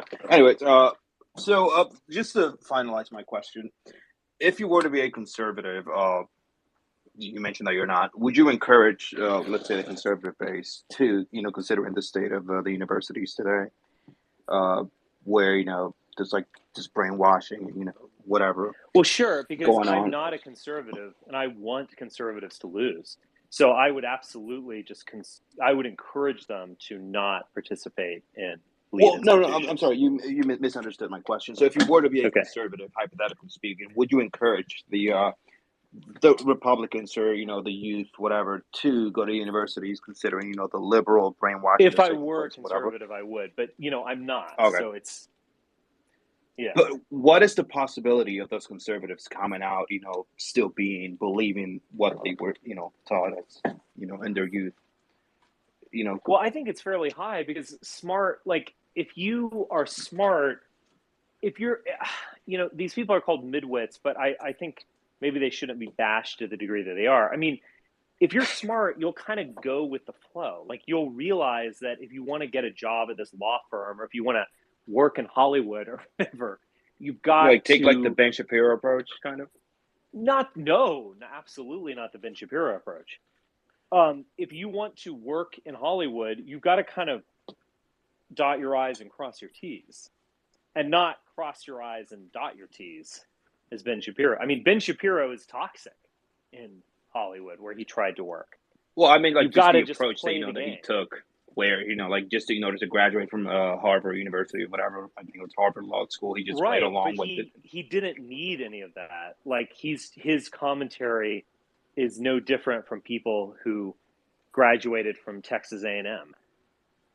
He just talks fast. Like, do you really listen to Ben Shapiro and be like, oh, this guy must have gone to Harvard? I don't. I've heard plenty of people who are smart, who are sharp, who are just as good as he is, who don't have like the formal higher education. Right-wing version of Destiny. It's like... Yeah, exactly. Basically. Yeah, I mean, not to bash Destiny too bad, because I think he's at least. I think Destiny would like listen to an opposing argument. Like I don't think he acts in bad faith. But yeah, there is a certain kind of shallowness. Like where are you coming from exactly? Like what are your philosophical principles to say these things? And don't just tell me it's kind of like rational liberalism or the non-aggression principle or something like that. You got to give me something a little bit deeper than that. Like if you're going to be a Christian, really come from Christianity. Don't just be like, the left is anti-Christian. Ooh. Yeah, that's a great point. They are. Yeah. Well, thanks for answering my question. I appreciate it. Werner, do you want to speak? Yeah. So I think if you assume, like the left, all the scholars at the universities assume that there's no biological basis for race, and if you assume that, then basically all the liberal ideas are correct, and the conservative ones are wrong. But the conservatives share the same view, and so but there's a totally different paradigm where you believe in biological determinism to some extent, that your DNA affects what kind of job you're going to have or whatever, whether you're going to be in prison. And so right. I mean, it's a totally different idea than conservatism. I mean, this is something, and I think I think he's now changed his name, but Koigen was mentioning this. He was on here a little bit. I think he might have dropped off, but there's this weird paradox in America where we're hyper polarized, and so we just absolutely hate each other's guts, and we've kind of like even just like putting other races aside, like within the white race, we've kind of like diverged into two races of Democrat and Republican, basically, certainly two cultures and lifestyles. and yet we kind of like have the same epistemology or kind of first principles. Like it's a remarkable thing. Maybe that isn't as remarkable as I'm thinking. Maybe that actually is the source of like division, where you know, what are the lines like familiarity breeds contempt or something like that. Like you, because they agree with the same like deep foundational principles about equality and so on, that they're going to engage in this intense battle over culture. Right, yeah. It's a civil war over who's more equal or who's practicing equality more than the other. Yeah. Who's the real Nazi? Who's the real Nazi is the fundamental question that they have. I mean, it's weird that Hitler died, but this is all Americans think about, is this one guy.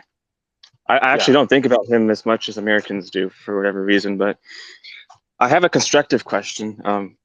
Let's say there was a person who had a vision for the whole world order politically and wanted to just attract all the best people, no matter who they were, in order to win. How would someone sell that idea?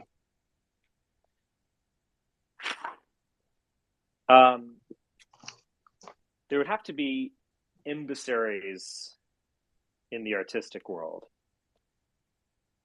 I would say that. But I do think that it would need to be written in a philosophical manner that is not just partisanship.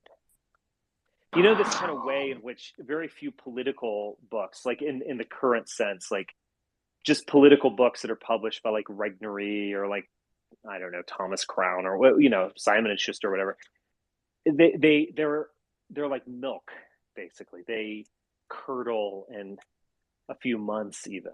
Like when you see political books that were published in the 90s, they're just kind of laughable. And a very few have kind of become classics. But we're talking about a handful, and even the classics like aren't that great or that timeless. So I think something has to be written in a kind of timeless manner, and I think it needs to have some kind of emissaries in the artistic world, and just writing like political polemics. All that stuff is gone with the wind. Well, a political ideology should also be able to be applied to multiple countries, like you know, communism.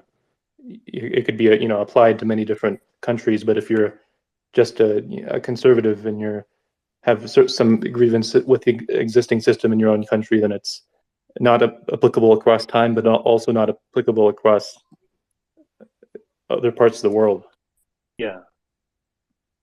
I want to wage a war that would, not a physical war, but a war that would change the way the human brain sees reality or understands it. So World War III should be a psyche or a psychological war. I think that's the only way to win. And I'm not talking about an info war like what Alex Jones is saying. I'm talking about something that would terrify Alex Jones. Yes. Well, I kind of terrified Alex Jones a little bit. The one time I was on his program, I said that we are the globalist, and that, well, and I meant we, like me, but we are the globalist. And like, we actually do want to do all of those things that you warn. Like, Bill Gates doesn't want to do what you say he wants to do, but like, we should want to do that. It kind of did, I think. Even Jones is a globalist. He'll say we should go to the stars, but we need to do it as humans. But then he'll trash the globalists for trying to do the same thing. But Alex Jones would be radically opposed to any NASA program geared towards space exploration. And he would undermine it at every turn and whatever. But on his radio program, he'll talk big about how, yeah, we should go to the moon. Oh, yeah. It's just, those guys are nonsense.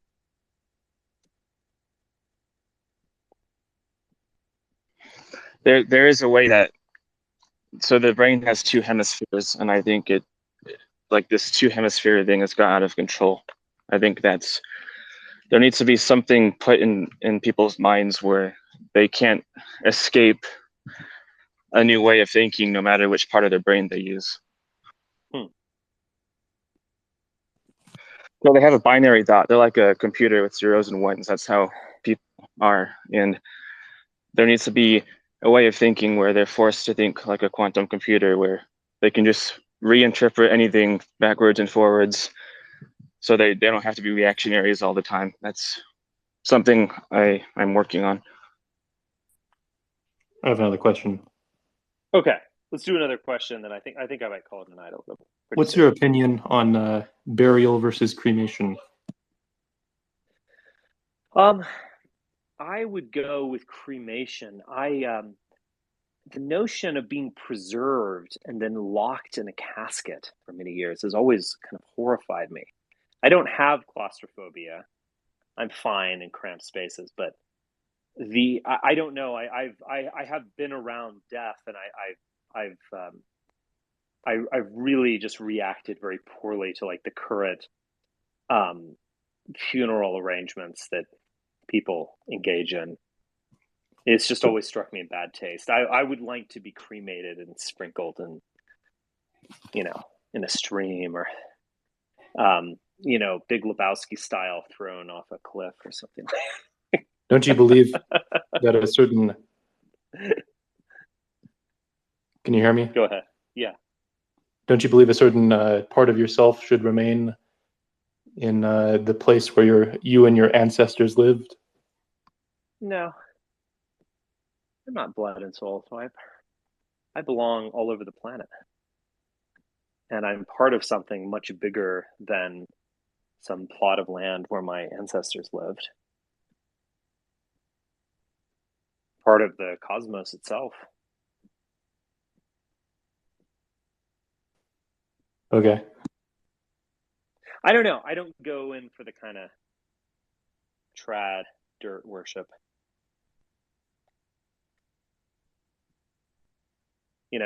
Like my ancestors moved around. They didn't stay in one place. They weren't obsessed with the land.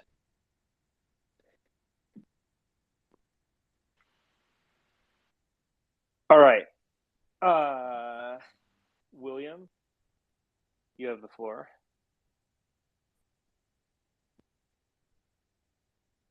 You have to unmute yourself. Oh, yeah, I did mute myself. Wait, earlier, someone asked you about fiction versus nonfiction, and Yeah. that was me. Yeah, I thought I heard you say that you don't go for fiction so much. Well, it's not like, I mean, I'll occasionally listen to a novel or something on Audible and occasionally enjoy it, but in comparison to people who are really passionate about fiction, like I don't really keep up with what's happening in the fiction world at all. And I'll probably read like a classic or just something that's kind of enjoyable. I've listened to Dune multiple times. Like I really enjoy the listening, actually, listening to the story, listening while I'm going to sleep, falling asleep. I've listened to a lot of novels like that, some pop novels, some classics. Recently listened to A Handmaid's Tale, and I do not understand how that book is a classic. It's not bad exactly, but by no means good. But anyway, I'm just not that into novels. I've really enjoyed listening to Ian Fleming's James Bond novels. Those are a good listen. Good narrators on Audible. Actually, multiple versions of British actors. All of them are good. Yeah. I'm just not hugely into fiction. Oh yeah, well no, I mean I really respect fiction. I think fiction is really important. But yeah, one really great narrator on Audible is William Hootkins. He have you heard of him? No, maybe not. No. But he read or he narrated Moby Dick, and so his reading of Moby Dick is I think is the best. But I guess I don't know. I love fiction. I think it's really important. I guess I just wanted to know, like, what is your favorite novel, if you have one?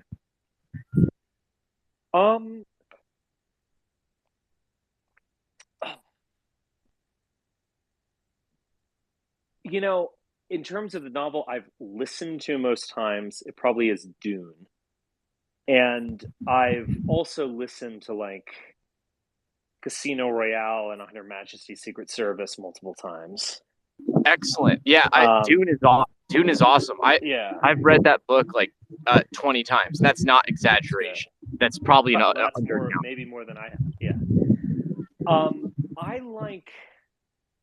I would say that like a work of fiction writ large, I do really enjoy like returning to Shakespeare works. I'll kind of return to 2 or 3 of them about every year, and I always get pleasure and kind of new insights from rereading one of his plays. Do you listen to them?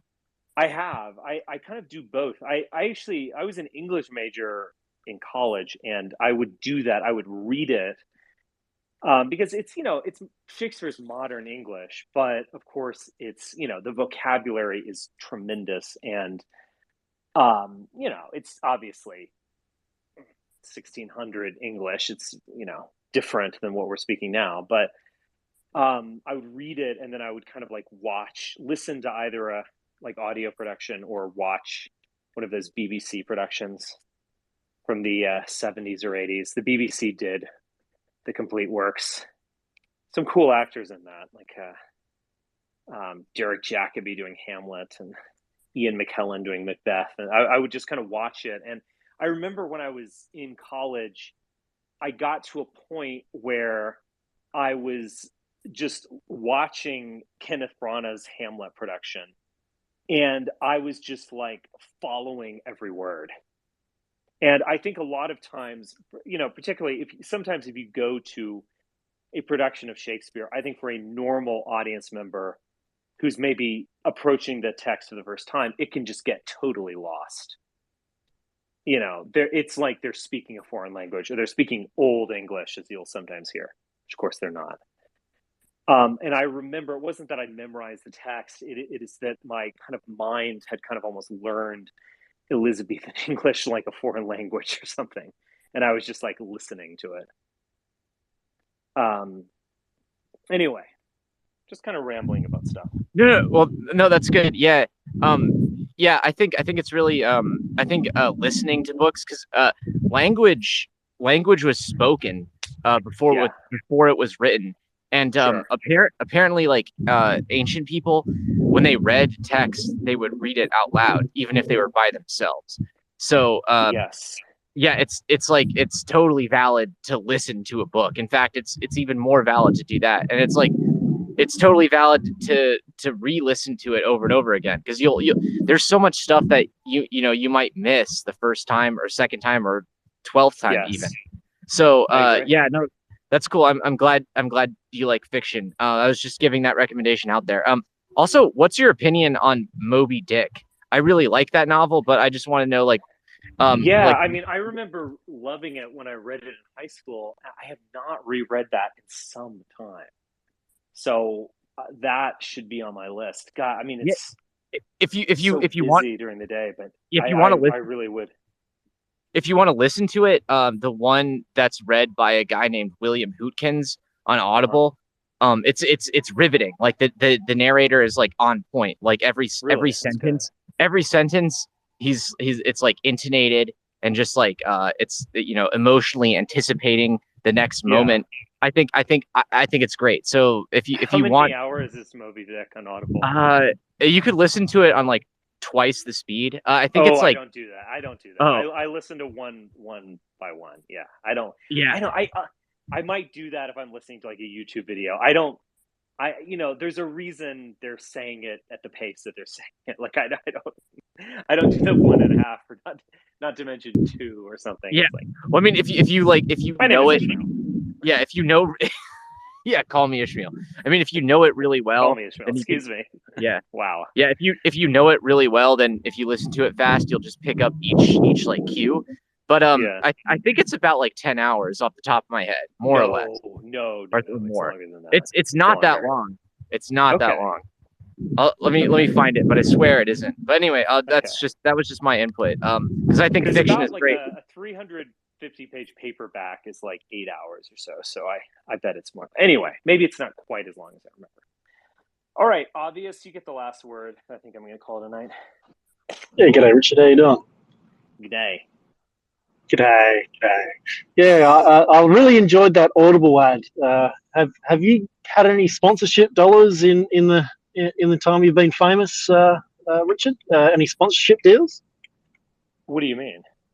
Like I don't want to call you a shill or anything like that, but has any companies ever paid you to promote their product?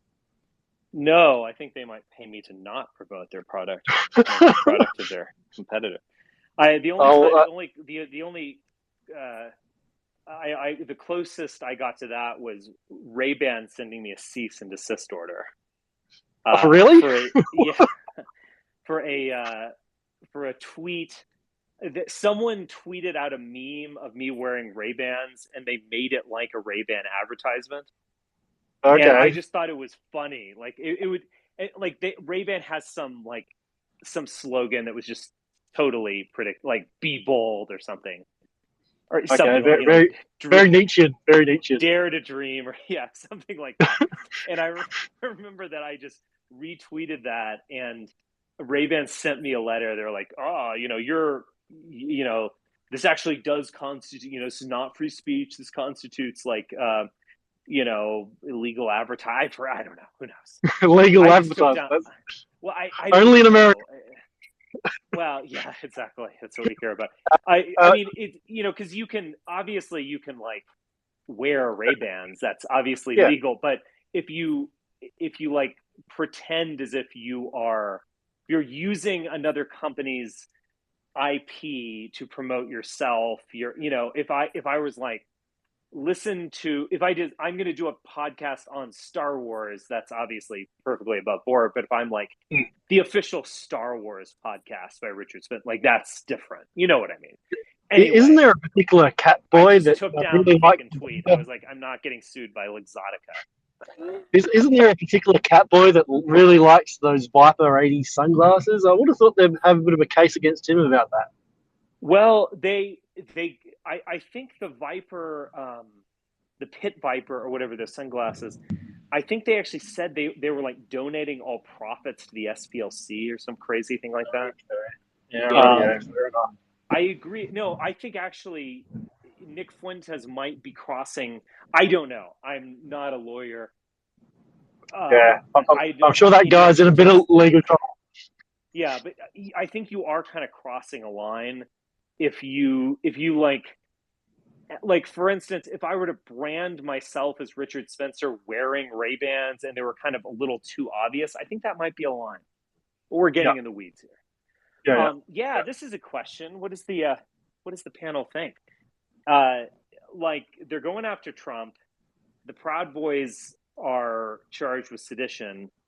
This is even more important. They have Alex Jones's phone and all of his phone records. Does this mean Tucker Carlson, who is in contact with Alex Jones, that he's going to get called in? There's going to be some embarrassing text messages read. Does this mean they're going to Fuentes and Ali Alexander? I have been kind of shocked that they have been subpoenaed and mentioned in the January 6 hearings, but they have not been charged yet. It does seem like we're in a different stage of the investigation now. And all of the low-hanging fruit has been plucked. All of the people who physically went into the Capitol or stole lecterns or whatever, they've been arrested. But that's not true. Only like 10% of the estimated 10% of the people who were in there have been arrested. And really? Okay. Yeah, there were there were 10,000 people or something in there probably, and only 1,000 have been arrested. How many went into the Capitol itself? 10,000? I can't. That's a lot. I mean, there were. If you look at the videos, those massive crowds that as far as the eye can see. That's why they were able to overpower the police. 800 in the Capitol. 800 in the Capitol. Okay. We'll see. But the people that I would be interested in are the kind of mid-level stop the steal people. Like I think Trump will be, and I think he will be indicted. I've people who are on in my discussion group, they can confirm this. I predicted Trump would be indicted like 3 months ago, and I think now that prediction is looking extremely accurate. I think he will be indicted. I don't think you do a raid of this magnitude if you're not planning on indicting someone. But it will come in several months, because even after when the FBI searches someone's house, takes a lot of time to actually the wheels of arrest justice them. move very slowly. But I think it will happen. But I'm interested in the mid-level people. Like they've gone after the Proud Boys and the Oath Keepers with sedition charges, but I am curious about Ali Alexander. Like, why is he just walking around? I think it's cute that people are acting like Garland is a hero. He's not even doing his job so much as responding to necessity. Like, this is a situation where elites have to go after Trump now because he just won't stop threatening. Yeah, he won't stop, and the MAGA people just keep getting worse as well. I mean, they're in a way worse now than they were in 2020. You know, in terms of like questioning basic legitimacy of just never letting this whole stolen election thing die. They are much worse. Like the system can't allow the states Arizona to people who just won, they're all just terrible. The state legislators who want to just set up in advance a stolen election, that just can't be allowed. Yeah. But I am curious. Again, I do think Trump will be indicted. Obviously, the low-hanging fruit has been picked, or maybe a lot of it's been picked at least. But I am curious about mid-level, like how far they're going to go with this. I mean, Alex Jones said on camera, now, do we want to take that seriously or not? Good question. But he said on camera, the White House wanted me to lead the march. So he indicated very much so that he was a part of this scheme. And, you know, obviously, like the Proud Boys started marching to the Capitol even before Trump stopped speaking. So, I mean, there was something going on there. And they are charged with, or many of them are charged with sedition. I just think this Alex Jones trial, I mean, I genuinely do have mixed feelings about it. I have mixed feelings about it in theory, in the sense that, you know, is being a, you know, crazy conspiracy theorist, are you actually harassing someone by engaging in this talk? Now, again, I'm not a fan of Alex Jones. You get me, but you know, this is something that seems to be a serious issue worth discussing. But again, Alex Jones never allowed that discussion to take place because he defaulted in his trial. So he didn't even fight it. And he has, you know, the guy, I didn't even know how much money that guy is making. But he easily had the resources to hire a team of lawyers. He could have gotten a big one, in fact, by just throwing money at him or her. And he didn't. He defaulted on that trial that actually is a serious issue about free speech. Whether being totally wrong and kind of engaging in, you know, lies and slander of non-public figures, I guess semi-public figures to a degree. But, you know, anyway, just saying there's something to be talked about there, and maybe the Supreme Court should weigh in on it again, even though they have weighed in on it in the case of Snyder versus Phelps and the Westboro Baptist Church. But maybe they should take up this discussion again. How bold can you get when you are kind of fundamentally engaging in political speech? But again, Alex Jones never allowed this to happen because he was trying to protect his finances, which I'm sure are out of control. And I'm sure you could find some very mainstream people who were funding his operation or helping it along, besides all the revenue he was getting in from selling people snake oil. And I think he was protecting them. It's just my guess. I don't have evidence. My guess. But that lawyer's foul up, I mean, this is the biggest shit show I've ever seen in my life. The J6 committee have his phone. And, wow. He changed. I mean, that lawyer changed the game by being an idiot. Was he an idiot, though? Or was he... Bit of a conspiracy theory there. Was he a globalist? He was a globalist lawyer. Alex hasn't accused him of pedophilia yet. Yeah, I'm surprised. Well, they've got all these tranny porn. They've got all of Alex Jones's tranny porn on his telephone now. He'd be sweating bullets over that. Well, yeah, they should release the entire collection. I'm sure. I have to say this. I can't believe I'm kind of defending him, but I'm just trying to be overly fair. The lawyer for the Sandy Hook victims' parents, I have to say, I think he's kind of feeling himself a little too much, because I saw something on Twitter as I was just glancing at it this afternoon where he was bragging about, like, there were naked photos of Alex Jones's wife that were sent to Roger Stone. And he's just kind of like disclosing this information to the public and dunking on Alex Jones and saying, well, I'm not sure those were consensual, and there are laws against that in many states. So but he's talking about it publicly. I have to say, that's really unethical as a lawyer. You don't just get discovery from the other side and then dump it on the internet and dunk on people. That's really not.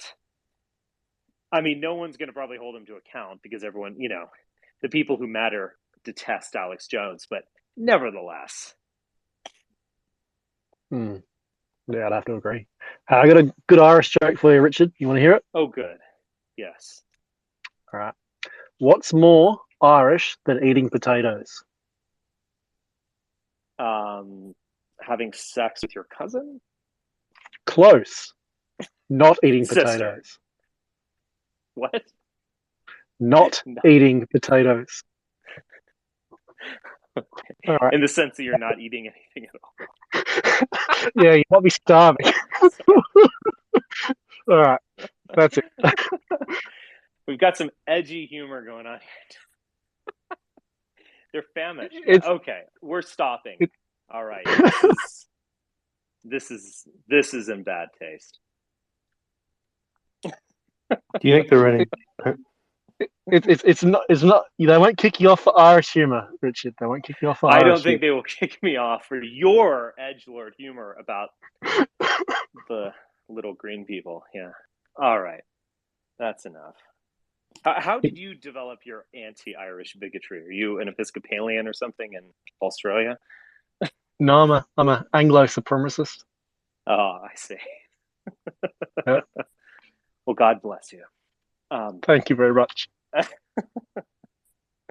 God save the Queen. God save the Queen. Yeah. All right, guys. Anyone else want to jump in? I think I'm going to call it a night. Think there are any parallels between January 6th and the veterans protests in 1933, where all the people, came to the DC to try to get their money?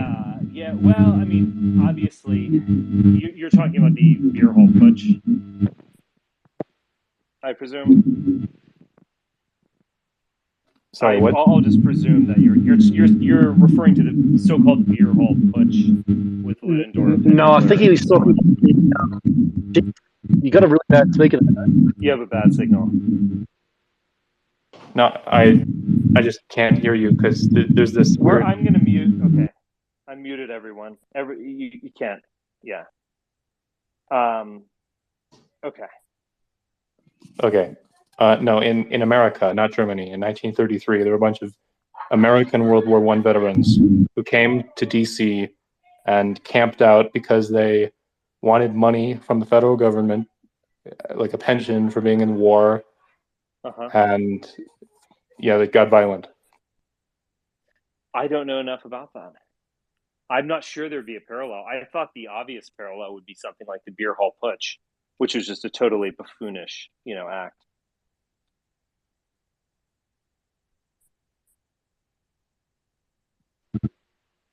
All right.